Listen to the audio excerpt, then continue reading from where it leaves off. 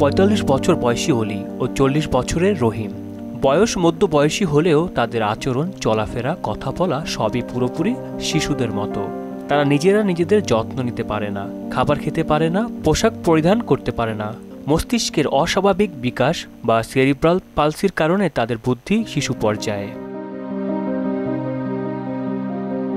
এই দুই সন্তানকে নিয়ে জীবনযাত্রার সমস্ত দায়িত্ব একাই বয়ে চলছে তাদের মা তাহমিনা বেগম। বাবা 10 বছর আগে মারা যাওয়ায় সমস্ত দায়িত্ব এসে পড়েছে তার কাঁধে। প্রতিদিনের খাবার, পোশাক, গোসল, পায়খানা পরিষ্কার সবই তিনি নিশ্চিত করেন। প্রতিটি মুহূর্তে দুই সন্তানের জন্য তার মনে চলে এক ধ্রুব ভালোবাসার স্রোত। বড় ছেলে অলি আবেগপ্রবণ, বাবার কথা মনে পড়লেই কান্না করে। ছোট রহিমের বোধ ক্ষমতা কম, তাই তার অনুভূতিও বোঝা একটু কঠিন। আমার দুইটা ছেলে, ছেলের আব্বা মারা গেছে। আমি তারাকে নিয়ে 10 বছর মানে আমি কষ্ট করছি। আবার মনে করেন যে কিছুদিন একটু ভালোই এই ইয়াতে করেছিল, করে এখন আর কিছু করে না। আমার ছেলে দুটা নিয়ে আমি ওই ভাতা খালি পাই, ওই ছেলে দুটা। আমার ভাতা নাই, আমার বিধবা ভাতা নাই, বয়স্ক ভাতা নাই। 4 বছর থেকে আমার বই নিয়ে নিয়েছে, দিয়ে আমি পাই না। আর ছেলে দুটার পাই খালি ভাতা শুধু। তাহমিনা বেগম বলেন, বাবা মারা যাওয়ার পর থেকে একদিনের জন্যও আমি ছেলে দুটিকে ছাড়া কোথাও যেতে পারিনি। আত্মীয় স্বজনদের বাড়ি বা অন্য কোনো জায়গা যাওয়া সম্ভব হয়নি। প্রতিবন্ধী আছে, প্রতিবন্ধীকে তাদের বয়স 40 বছর, তার মা 40 বছর থেকে তাদেরকে দেখাশোনা, পেশাব পায়খানা করা, খাইয়া দেওয়া সব কিছুই করতে হয় তার মাকে। তারা গরিব মানুষ, তাদের আর্থিক অবস্থা ভালো নয়। তো সরকারের কাছে অনুরোধ তাদেরকে যেন আর্থিক সহায়তাতে সাহায্য করে। প্রতিবন্ধীকে টেনে নিয়ে বেড়ায়, তার খাবার খাইয়ে দেয়, তার পায়খানা পেশাব করিয়ে দেয়, তার মাথার চুল কেটে দেয়, তার সব কিছু যা পোশাক আছে সব কিছু মায়ে করে দেয়। মা যদি মরে ফুটে যায় তো কি করে যে প্রতিবন্ধী ছেলে দুটাকে কে দেখবে, তার কোনো ই নাই। সরকার সহযোগিতা যদি করে তো আর কি খুব ভালো হবে।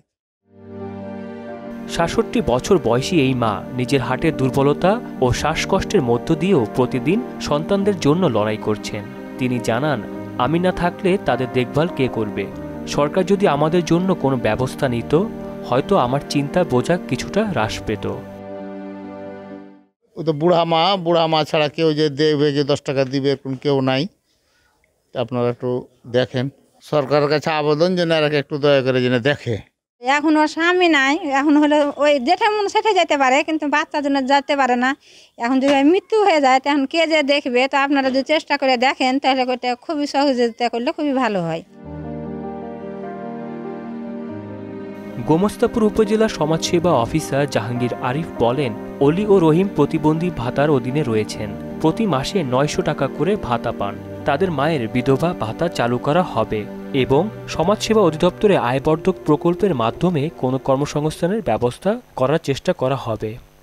পরিবারটি একেবারেই অসহায় হয়ে পড়েছে, কারণ তাদের বাবা জীবিত নেই। একমাত্র মা, সে বিভিন্ন ব্যক্তির কাছ থেকে সাহায্য সহযোগিতা নিয়ে নিজে পরিশ্রম করে খুবই কষ্টে সংসারটি পরিচালিত করছে। তো আমি চেষ্টা করছি তার মাকে খুবই দ্রুত একটি বিধবা ভাতার কাট করে দেওয়ার জন্য, যাতে তার এই পরিবারটি আরেকটু সহযোগিতা পায়। পাশাপাশি আমি ইউনো মহোদয়ের সঙ্গে এই বিষয়টা নিয়ে আলাপ করে সমাজসেবা অধিদপ্তর থেকে ভিক্ষুক পুনর্বাসন নামে যে প্রকল্পটি চালু আছে, সেই প্রকল্প থেকে তার মাকে যে কোনো একটি আয়বর্ধক কাজ, সেটা ছাগল পালন হতে পারে, হাঁস মুরগি পালন হতে পারে, এই ধরনের একটি আয়বর্ধক কাজের ব্যবস্থা করে দেওয়ার চেষ্টা করব ইনশাল্লাহ। অলি ও রহিমের নির্ভরশীলতা, তাদের শিশুসুলভ আচরণ আর দৈনিক জীবনের ছোট বড় কষ্ট আমাদের মন ছুঁয়ে যায়। তবে শেষ মুহূর্তে সব কষ্ট এবং দুঃখের মাঝেও মায়ের অক্লান্ত ত্যাগ ও ভালোবাসাই সবচেয়ে শক্তিশালী। আহসানুল হৃদয়, মোহনা ডিজিটাল।